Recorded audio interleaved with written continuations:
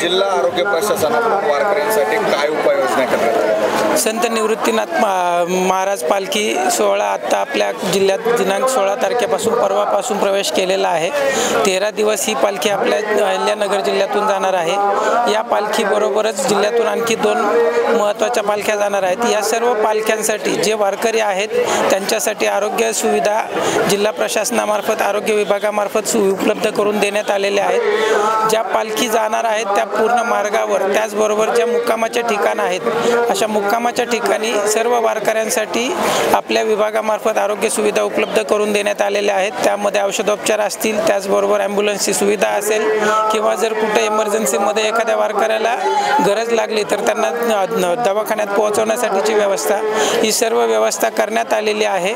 आणि आमचे जे आरोग्य विभागाचे अधिकारी असतील, कर्मचारी असतील त्या ठिकाणी उपस्थित राहून सुविधा देत आहेत। धन्यवाद। वारकऱ्यांमध्ये कुठले आजार आढळून येत आहेत आपल्याला? नाही, आता काय होतं की जनरली चालताना वारकऱ्यांना अंगदुखी, सांधेदुखी असे महत्त्वाचे याच्याबद्दलच हे होतं।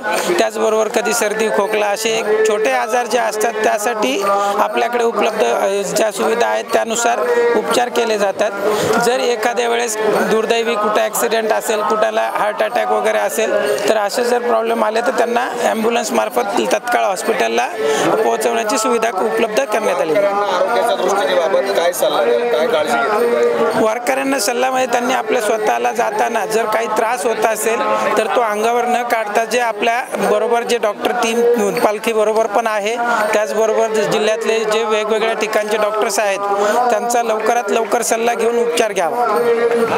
थँक्यू।